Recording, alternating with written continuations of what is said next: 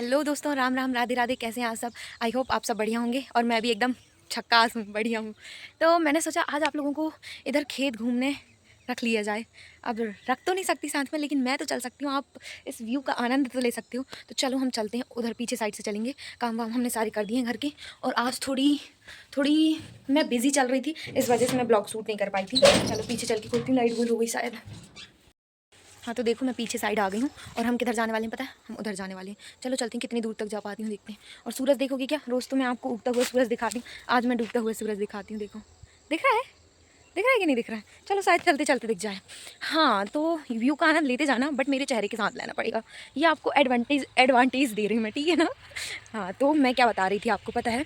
आज मैं लिख रही थी प्रैक्टिकल। तो भाई मेरे को प्रैक्टिकल कंप्लीट करना है। मैम ने कहीं 40 पेज लिखना है, ठीक है? अब मेरे को ये समझ में नहीं आ रहा है, मैं बहुत छोटी छोटी राइटिंग लिखती हूँ ना। तो जैसे एक क्वेश्चन को करना है, उनको एक क्वेश्चन के करने होंगे कितने पेज? 10 पेज एक क्वेश्चन के। मैंने एक क्वेश्चन को 6 पेजों में निपटा दिया। अब मेरे को समझ में नहीं आ रहा है, मैम डांटेंगी तो नहीं यार? मैं पेज नहीं बचा रही हूँ, पर क्या करूँ? अब व्यू देखना था क्या? सूरज देवता आप हमारे गाइस को दिख जाइए। नहीं दिख रहे हैं, उनके पास अभी टाइम नहीं है तो वो नहीं देख सकते। लेकिन हम खेत साइड चलते हैं, बढ़िया उधर ही घूमेंगे। हाँ तो मैं क्या बता रही थी? तो ऐसा हुआ है, अब मैंने तीसरे क्वेश्चन में आ गई, 2 क्वेश्चन कर ली हूँ, तीसरे क्वेश्चन में आ गई हूँ। समझ में नहीं आ रहा है यार कैसा करूँ। अब वो जल्दी जल्दी कंप्लीट हो, फिर क्या, फिर तो मैं कहीं जाने वाली हूँ। और फिर तो मुझे जबलपुर भी जाना पड़ेगा यार वापस। यार ये देखो, ये चप्पल ना मम्मी, ये चप्पल कैसी की है यार? मैं पीछे पीछे साइड डाली थी आंगन में, तो पहन के आ गई, काट रही है मुझे, गंदी कहीं की। हाँ तो मैं कुछ बता रही थी यार, मैं भी पगल गई हूँ। इधर मैं बहुत दिन बाद आ रही हूँ और देखो झाड़ी झाड़ी हूँ, मैं अकेली आई हूँ इधर। भूत आ गया तो भूत ऊत से डरने लगे। सांप से बहुत डर लगता है, सांप ना जाए। हाँ तो मैं क्या कह रही थी, अभी शायद आपको दिखेगा यार सूरज। कैसे कैसा कैसा भाग्य है यार तुम्हारा, इतना सुंदर सूरज नहीं दिख पा रहे हो, क्या बताऊँ अब मैं। हाँ तो मैं बता रही थी कि पता है आज मैं प्रैक्टिकल लिखते लिखते बस स्पॉटिफाई में वो लगाई, शिव पुराण की कथा, और वो सुन रही थी। बहुत अच्छा लगा यार। मतलब कि ना मुझे ऐसा लगता है कोई भी चीज़ बिना मतलब में हो ही नहीं सकती। अगर भगवान नहीं चाहते तो मैं शिव पुराण की कथा क्यों नहीं सुनती? मैं तो फिल्मी गाने सुनती रहती हूँ ज़्यादातर। और ये देखो मैं खदान साइड आ गई हूँ, बढ़िया व्यू है ना।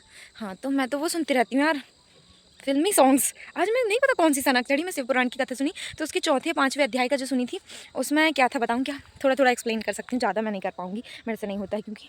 और उधर नहीं जाती यार, जाना ही क्या उधर, इतने सारे खेत हैं पर हमारे तो नहीं है। पहली बात, हमारा खेत तो नहीं है और मुझे थोड़ी वो भी है ना, अकेले कहाँ जाऊँगी उधर? इधर ही से हम संक्रांत का मेला भी जाते थे पहले। हाँ तो क्या बता रही थी? हाँ उसमें चौथे 5वें अध्याय में जो था ना, उनके नाम तो मुझे अच्छे से याद नहीं है। लड़की का नाम, पत्नी जो थी उसका नाम चंचला था, पति जो था उसका नाम बिंदुक था, बिंदुक कुछ है ना।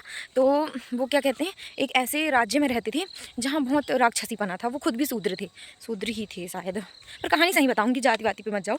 तो वो लोग ना क्या करते थे, बहुत मांस मच्छी खाते थे और दुराचार वाला वैसे रहते थे, दुराचार वगैरह करते थे। लेकिन उसकी पत्नी जो थी बिंदुक की, वो थी चंचला, और वो काफ़ी अच्छी थी। मतलब कि पहले वो काफ़ी अच्छी थी, पर जैसे जैसे वो कहते हैं ना संगति का असर, तो वो उसके साथ रहती थी तो वही हो गया संगति का असर। वो कितने दिन तक सहती? अब वो वैश्याओं की संगत करता था, मांस मच्छी खाता था, मारा पीटी करता था, दूसरों के घर में आग तक लगा देता था।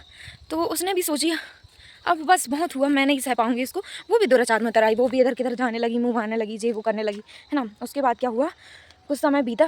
अब जीवन भाई कोई आया है तो उसकी मृत्यु तो तय है। तो बिंदुक की कुछ समय पश्चात मृत्यु हो गई। अब वो बची, कौन कौन बचे?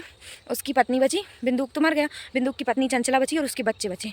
तो क्या हुआ, एक दिन संयोग बस चंचला कहाँ पहुँच गई पता है? चंचला पहुँच गई किसी दूसरी राज्य के मेले में। अब मेले में गई तो वहाँ था शंकर भगवान का मंदिर, और वहीं पर चल रही थी शंकर भगवान की कथा। तो वो महाराज जी जो थे वो शंकर भगवान की कथा सुना रहे थे, तो उसने थोड़ी बहुत सुन ली। और उस कथा के पॉइंट में उसने क्या सुनी पता है? लास्ट पॉइंट क्या था कि जो महिलाएं दुराचार करती हैं ऐसे जीवन में, उनको यम लोग जाने के बाद यमराज जो रहते हैं उनके दूध वगैरह, उनकी योनि में क्या लोहा, पिघला हुआ लोहा डालते हैं, ऐसा कुछ था शायद। हाँ तो भाई वो घबरा गई और वो महाराज जी के पास गई। उसने सोची कि मैंने तो इतने दुराचार किए हैं जिसकी कोई हद नहीं है। उसे इस बात का एहसास हुआ कि उन्होंने तो कितना कुछ किया है, उसे पता ही नहीं था यम लोग, जे वो, नर्क वर्क स्वर्ग, ये कुछ नहीं पता था। तो वो महाराज जी के पास गई, उन्होंने एक्सेप्ट की कि मैंने ऐसा ऐसा की हूँ, मेरे से खुद इतनी बड़ी बड़ी गलतियाँ हुई हैं। तो फिर महाराज जी कहते हैं देखो बेटा, तुम्हें इस चीज़ का भाव है अंदर कि तुमने गलतियाँ की हैं, तुम्हें प्रायश्चित करना है। तो ये बहुत अच्छी बात है, शंकर जी भगवान की कृपा है कि तुम्हें इस बात का अंदाज़ा है कि तुमने क्या किया है।